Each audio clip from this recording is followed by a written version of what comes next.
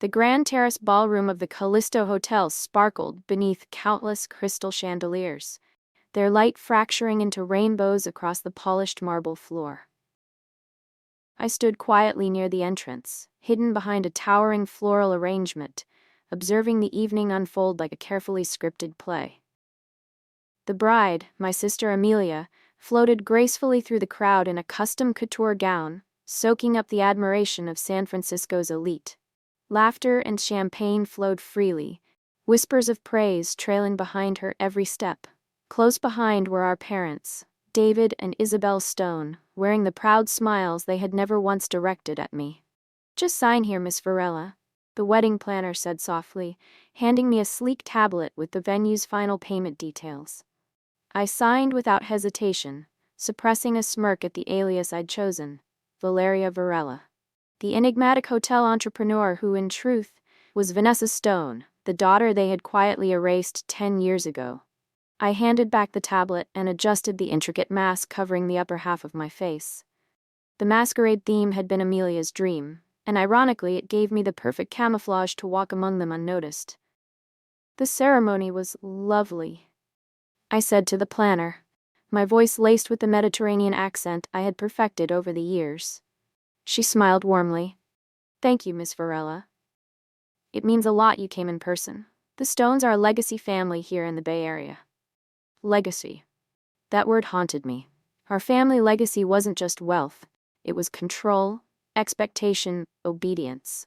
At 24, fresh from Stanford's business school, I made the unforgivable mistake. I said no. No to marrying Lucas Hart, heir to a rival real estate empire. No to sacrificing my future for a business merger disguised as a wedding. The fallout was instant. My father's fury, my mother's cold silence, the ultimatum. Marry Lucas or be disowned. I chose exile. The next day, I withdrew my last $75,000 from a forgotten investment and vanished.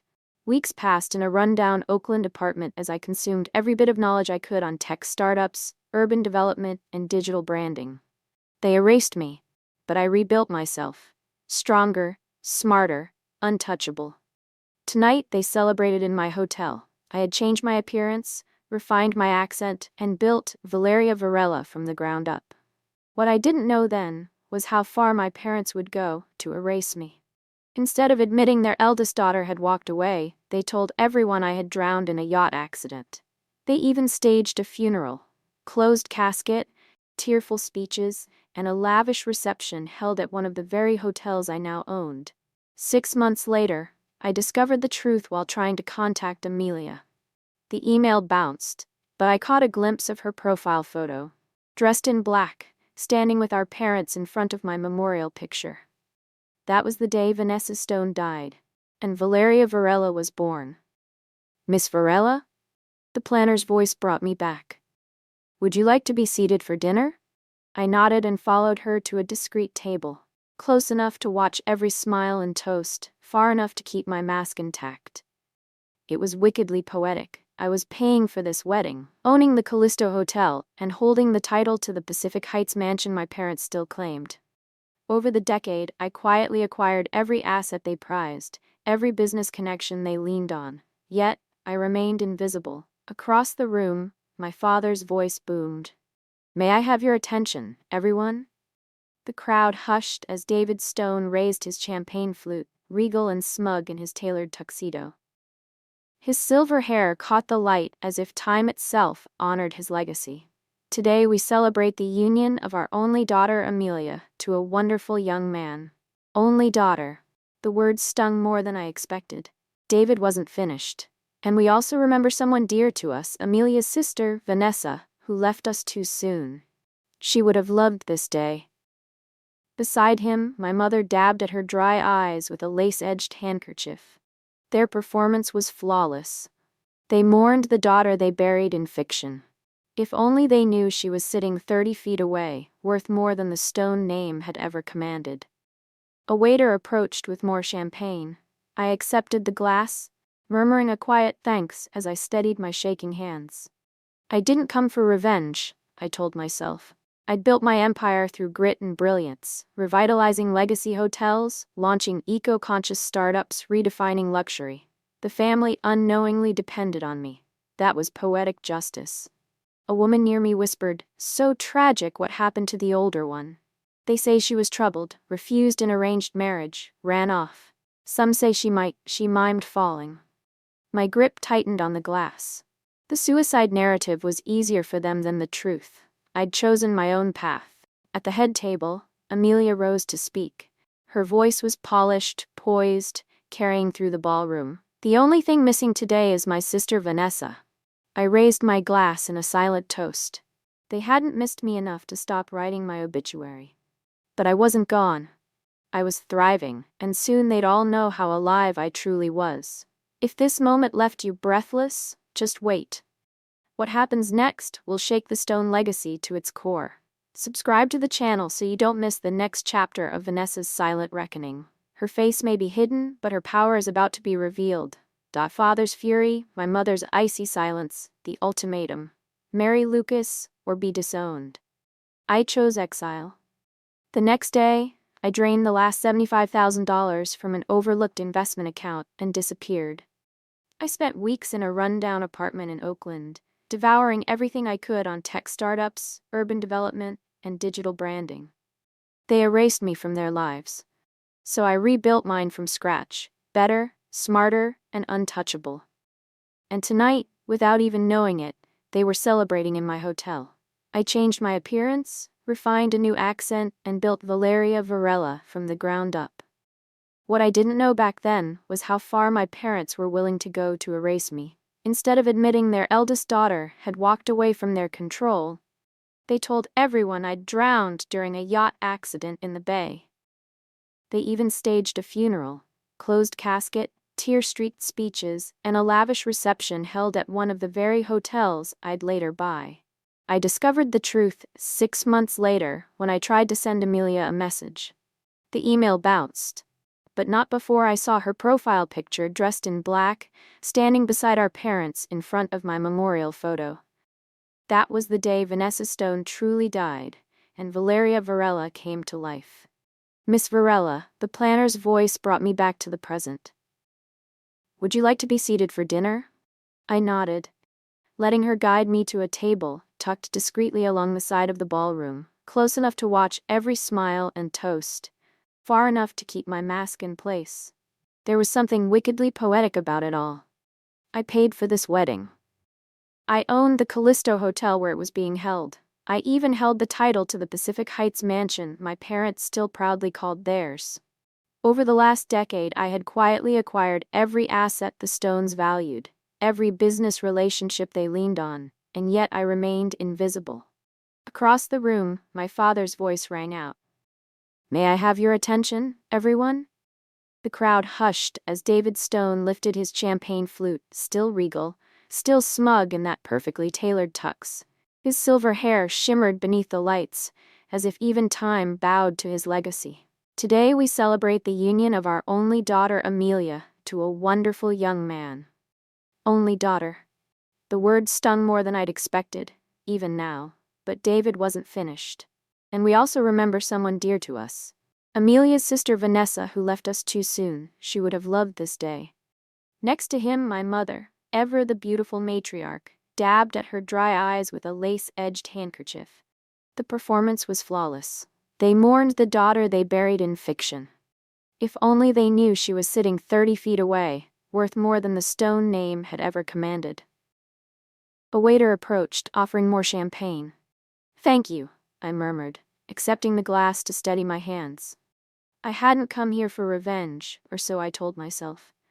I'd built my empire from brilliance and grit, revitalizing legacy hotels, launching eco-conscious tech startups, and redefining luxury. That my family now unknowingly depended on me was merely poetic justice. "So tragic what happened to the older one," whispered the woman next to me, leaning in for gossip. "They say she was troubled, refused an arranged engagement, ran off. Some even say she might." She mimed a falling motion. My grip on the glass tightened. Of course, a suicide narrative was easier to digest than the truth. I had simply chosen to live on my own terms. At the head table, Amelia rose for her speech. Her voice, polished and poised, carried across the ballroom. "The only thing missing today is my sister Vanessa." I raised my glass slightly in a silent toast. She hadn't missed me enough to stop them from writing my obituary. But I wasn't gone. I was thriving. And soon they'd all know just how alive I truly was. If this moment left you breathless, just wait. What happens next will shake the Stone legacy to its core. Subscribe to the channel so you don't miss the next chapter of Vanessa's silent reckoning. Her face may be hidden, but her power is about to be revealed. It all ended tragically, didn't it? My fingers tightened around the flute of champagne in my hand, the thin glass seeming to mock me with its fragile delicacy. The room, once full of laughter and idle chatter, seemed to hold its breath. I could feel every pair of eyes on me, though they had no idea who I was. Then a commotion up front, where my mother, elegant, poised, and just a bit too drunk, stood suddenly. Her movements were unsteady as she swayed, raising her glass in a half-drunk salute. I simply must say, she slurred gently, her voice wavering under the weight of the alcohol she had consumed. How wonderful it is to see everyone here tonight, especially those who supported us after we lost our Alina. I froze. Alina. My name, the one they had buried, the one they thought they had erased. My back stiffened and the room seemed to freeze around me. There was no mistaking the intent behind her words. It was as if she had just thrown open the door to a dark, long-forgotten room. She dabbed dramatically at her eyes, exaggerating the moment, a show of mourning that I knew all too well. Oh, those days were hard, the shame, the whispers. My mother's voice cracked as she played her part. But we did what was right. We protected the Prescott name. At the head table, Amelia looked mortified, her face flushed with embarrassment. I could see my father's expression harden, turning into a mask of stone. Margaret, he said firmly, his voice calm but laced with a thin veneer of tension, that's enough. But the champagne had cracked the surface of my mother's carefully constructed composure. I just have to say, she called out again, her voice louder now. Miss Reyes, what an inspiration you are. A self-made woman, not at all like our poor Alina, who thought she could survive without her family. She laughed, high and brittle. She didn't even make it a month. My fingers tightened around the glass. It was as if the earth had tilted beneath me, the weight of her words sinking deep into my chest. Something in me snapped, she continued, oblivious to the damage she was causing. And now she's what, Mother? The room fell silent, the air thick with the tension of 1,000 unsaid words. My accent slipped. For a split second, just one, I saw it. Recognition. A flicker in her eyes. But then it passed, blurred by alcohol and disbelief. My father rushed forward, his voice smooth as always, trying to smooth over the cracks. Our apologies, he said, though I knew it wasn't directed at me. The day has stirred old griefs. Please, everyone, enjoy your dinner. He escorted her out, his movements tight with forced dignity, likely to the penthouse suite they didn't know I owned. I sank into my chair, my fingers trembling as the adrenaline coursed through my veins. That moment, I'd nearly given myself away. The elderly woman beside me leaned in gently. Don't mind them, dear. Old names like the Prescotts. They're not made for the future. But you, she said, you're exactly what this world needs. I heard your company is expanding into global logistics among other ventures, she murmured. I heard, I replied, my voice carefully returning to character. The rest of the evening passed in fragments. Amelia laughing too brightly, my father recovering his charm, guests trying to forget the scene. They were all relics now, trapped in the past, and I was the future. As I stood to leave, the coordinator rushed to my side. Miss Reyes, will you be staying the night? The presidential suite is ready. I smiled, a cold, unreadable smile. Yes, I think I'll stay. No, I said quietly, watching my father lift his glass to lead yet another round of hollow toasts. I think I've had enough family theatrics for one evening. The wedding coordinator gave a small, nervous laugh, clearly unsure how to react to the dry, unreadable tone of her most powerful guest. I handed her a thick envelope. My wedding gift to Amelia, though she'll never know it, came from the sister declared dead a decade ago.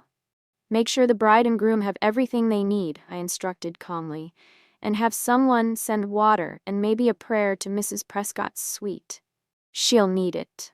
As I stepped out of the glittering Callisto ballroom, my father's voice echoed behind me one last time, the words heavy with meaning I had long since stopped believing. To family, the most precious thing we have. I didn't look back. Valerie Stone was gone. They had made sure of that. But Valeria Varela, she was just getting started. In my car, I dialed a number from memory. Maya, I said as my assistant picked up. Execute Phase 2. It was time the Stones discovered who they'd tried to bury. The morning after the wedding, I sat in my penthouse office overlooking the bay. Massive cargo vessels crept across the water below, relics of another time. The Stone fleet among them, their names still painted in proud Serap lettering. But beneath the surface, financially, structurally, they were sinking. Maya entered with her tablet. The numbers are in from last night, she said. She was the only person alive who knew both versions of me.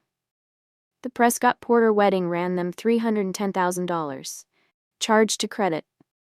I didn't blink. And their financial status? I asked, leaning forward. Dire, she replied, swiping to another screen. Prescott Global's Q2 losses exceed $13 million. All their properties, including their residences, are mortgaged through holding companies you own. They're 3 months behind on payments to Reyes Logistics. Which means, I said, folding my hands together, they're 3 months behind on payments to me. Maya nodded. And the Porter merger? I asked, already knowing the answer. Equally fragile, Maya replied. James Porter's firm is bleeding. A merger now would just tie 2 bricks together and call it a raft. I let out a dry laugh. He told me at the wedding that his son was supposed to marry me, said it would have been a merger worth celebrating. I didn't respond. But it is inevitable, I said, my voice sharp as steel. Change is never easy, but it's necessary. And their financial status?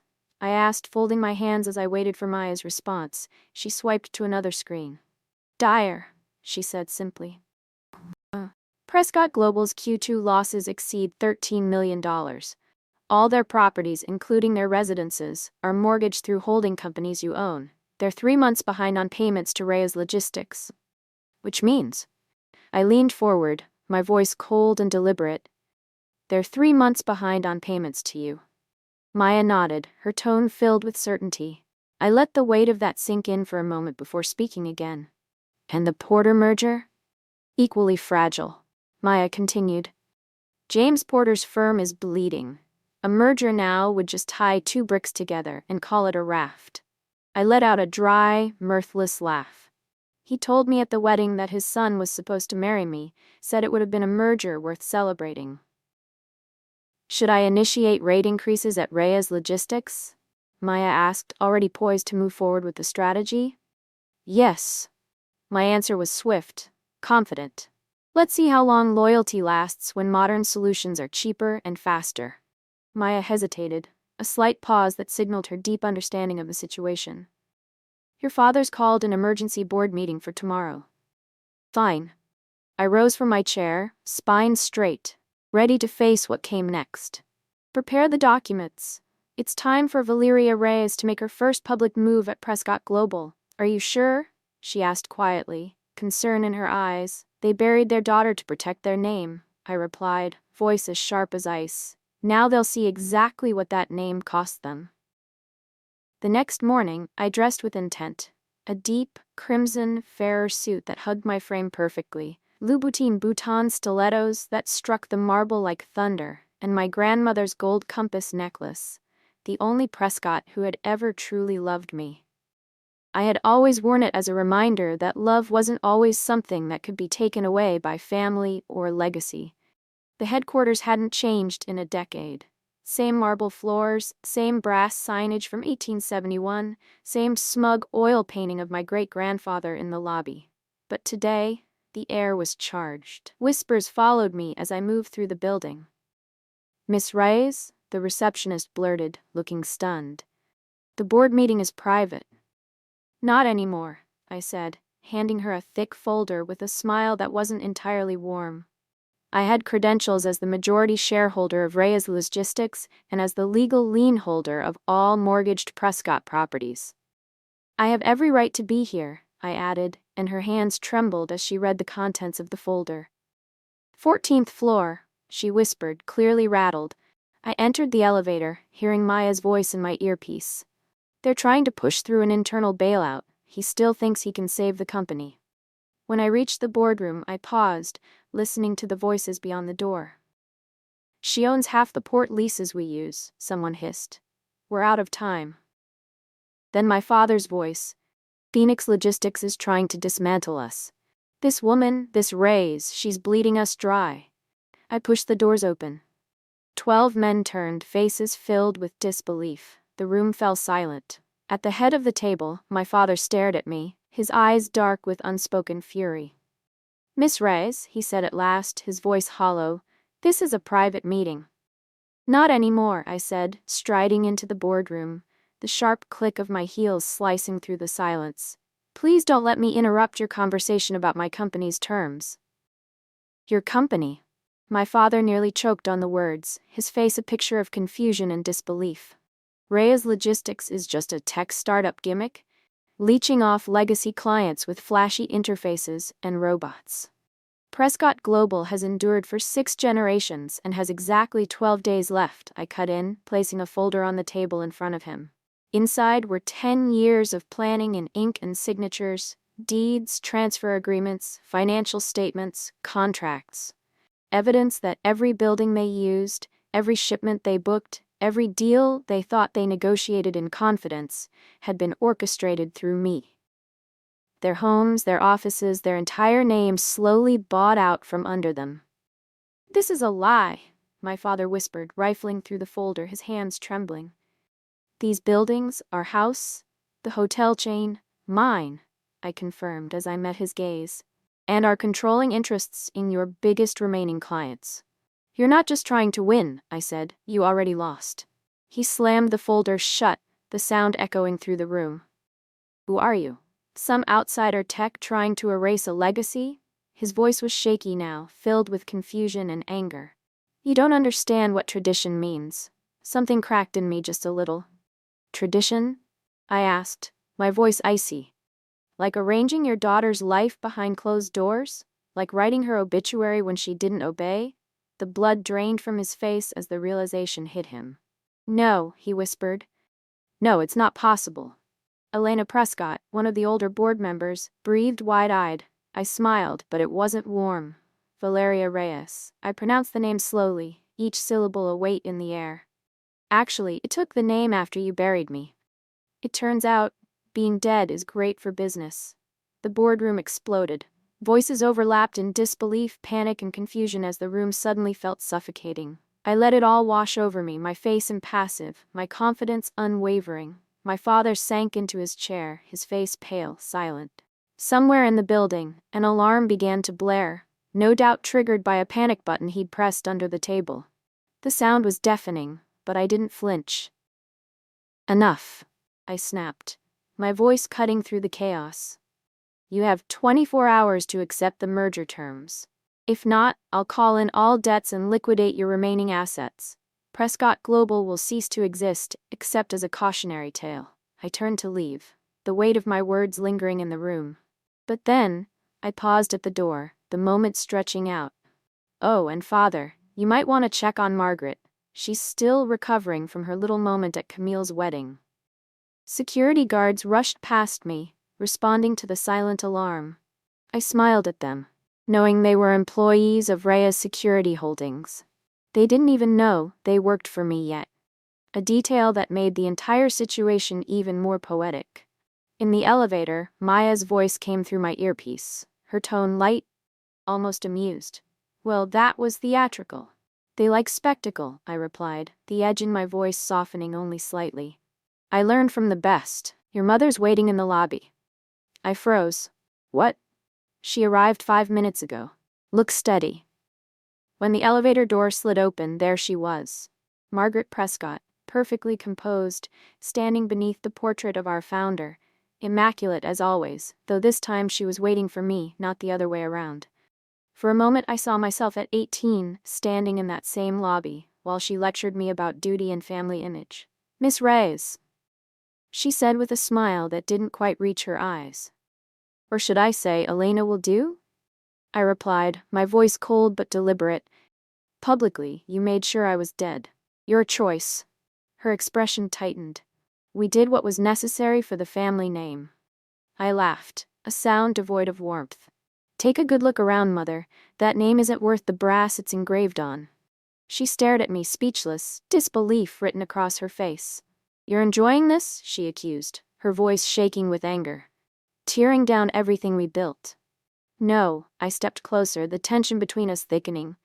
I'm rebuilding what you destroyed. The company will survive, grow even, but it won't belong to the Prescotts. Her lips quivered. We thought you were dead. Homeless, powerless, she whispered. No, I responded sharply. You erased me because you were afraid I'd prove you wrong. A single tear cut through her facade, falling silently down her cheek.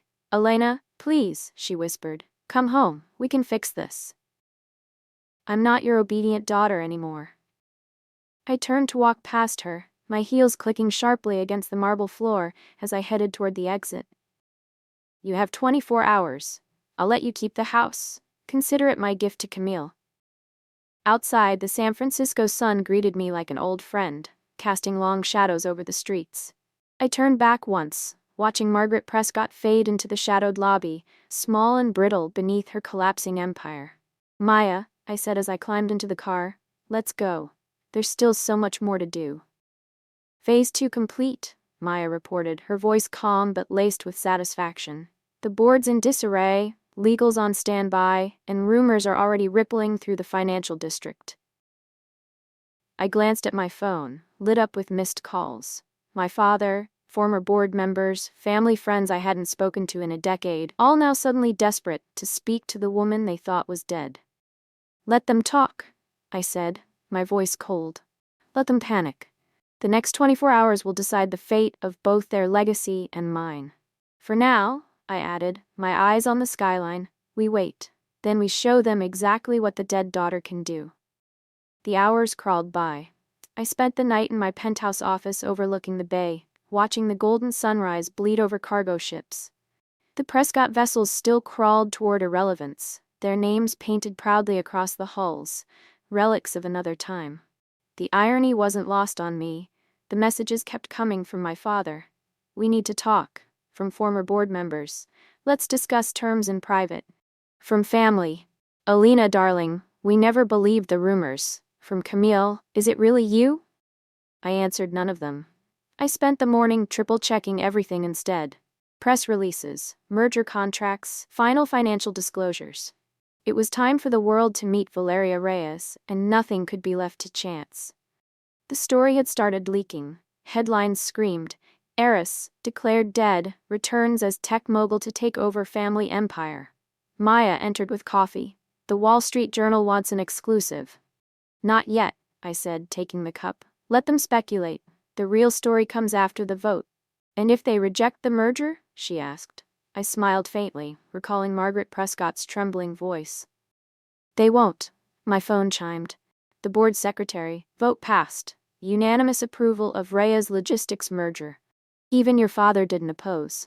I exhaled and told Maya, set the press conference, 2 hours, Prescott Global Lobby. I added, Elena Martinez will make the announcement, and Elena Prescott. I touched my gold compass pendant. She's done hiding. At Prescott Global, the building buzzed. Reporters lined the hall, cameras ready, employees filling balconies, eyes hungry for the story. My father stood on stage, looking smaller, surrounded by a fractured, diminished board. I made them wait 10 minutes before appearing. I wore Prescott blue, the same shade my father wore, but now modern, structured, mine. My grandmother's pendant glinted like a weapon. Every detail sent a message. Thank you all, I began, voice calm and firm. I'm Valeria Reyes, though some know me as Elena Prescott.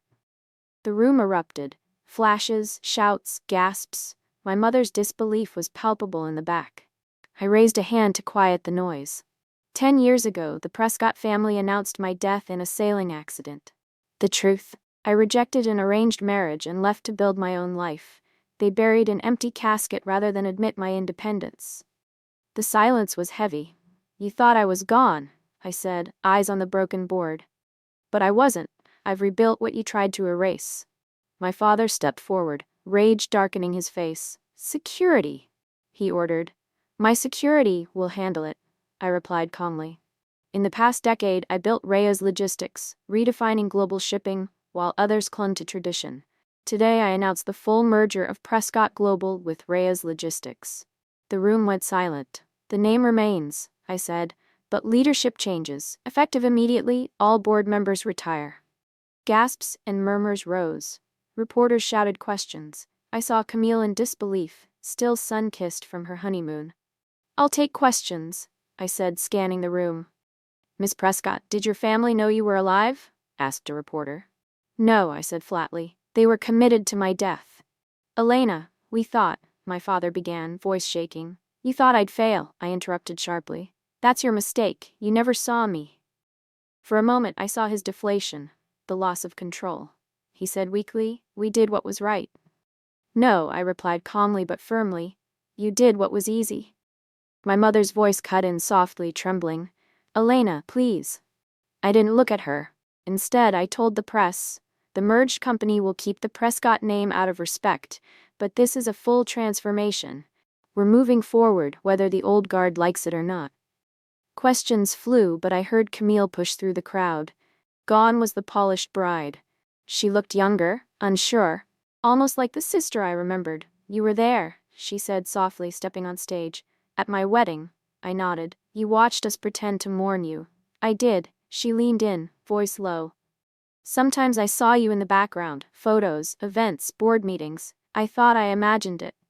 "You weren't," I whispered. "Why didn't you tell me when you knew, when you left? Would you have kept my secret?" I asked quietly. She hesitated, shame crossing her face. "No." The weight of my words settled between us like a heavy anchor. She looked down, lost in our shared history, the fractured family we were forced to endure. "I couldn't have," she whispered, broken. "I never really knew you. I believed their stories." I nodded, understanding. Years of glossy perfection hid me, erased me. I couldn't be who they wanted. I had to find my own path. Her fingers clenched, eyes torn, between the sister they told her was dead and the woman standing before her. She opened her mouth, then closed it, overwhelmed by the past waiting to unravel. "I was angry," she said quietly, looking at me with eyes that were suddenly clear of the fog they had lived in for years. "Not because you left, but because I didn't know. I was angry that I didn't get to make that choice with you. They kept us apart." "They did," I affirmed, my voice calm but filled with an undercurrent of unspoken fury. "They kept us apart so they could protect their name, their legacy. They never asked what we needed, Camille. They only asked what they wanted." She blinked, and for the first time, I saw her truly see me. The barrier between us that had been constructed by our parents, by their manipulation and control, seemed to crack, just slightly, but it was enough for me to feel that shift. "I thought you were gone forever," she murmured. I thought I'd never see you again. I never knew how much I missed you until now." There was so much left unsaid, so many things we had lost in the years of silence, the years of living separate lives in the shadow of our family's secrets. But at least now, I knew the truth was being spoken. Camille needed to hear it, needed to see me for who I really was, not who they had forced me to become. "I'm still here," I said softly, offering her a small smile. "I'm not going anywhere." Just as I thought the moment would end, a voice from the crowd broke the silence. "Miss Prescott," a reporter called out, his camera flashing, eager for his story. "What about your future plans for Prescott Global?" I took a deep breath and turned my focus back to the press, standing taller as I embraced the full weight of what I was about to say. "Prescott Global is no longer just a company of the past," I declared firmly, my eyes scanning the room. "It's been transformed, reborn, and now we move forward. We don't live in the shadow of our legacy anymore. We create something new." The room was silent for a moment, the reporters jotting down every word, the tension palpable. The years of control, of lies, and of manipulation were finally over. "As for my family," I added, my gaze briefly flicking back to Camille, "they will live with the choices they made, just as I have lived with mine." With those words, I turned away from the podium, feeling the weight of 1,000 eyes on me. The air in the room seemed to shift, the tension slowly lifting as my father's presence dwindled into the background. Camille stood beside me, her hands trembling, but this time with a sense of solidarity that hadn't been there before. For the first time in years, we were in the same space, not as adversaries, but as people trying to find their way forward. I could feel the weight of the moment settling in, the ripple of change that had just begun. "Let's go," I said, offering her a smile that was both weary and full of possibility. "We have a lot of work to do." As we left the room together, I could hear the soft murmur of reporters still talking, still trying to piece together the story. But I wasn't part of their narrative anymore. I had rewritten my own, and I was going to make sure it was the one that stuck. We didn't speak much as we walked to the car.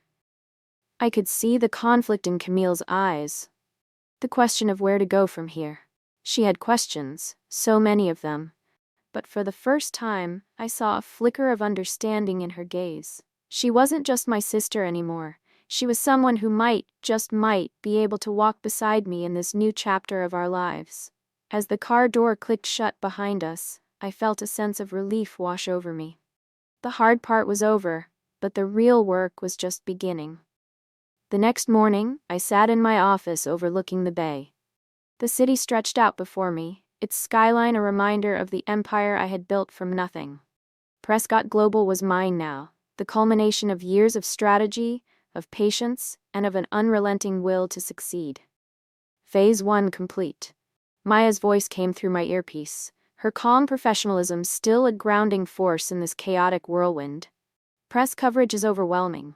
The board is in disarray. Legal teams are prepping for the next steps. I smiled slightly. Good. Let them panic. Let them scramble. We've only just begun. A soft knock on the door interrupted my thoughts. "Come in," I called, turning toward the door. It was Camille. She stood in the doorway, her eyes filled with 1,000 questions, but there was something else in them now, something that hadn't been there before. "Can we talk?" she asked quietly.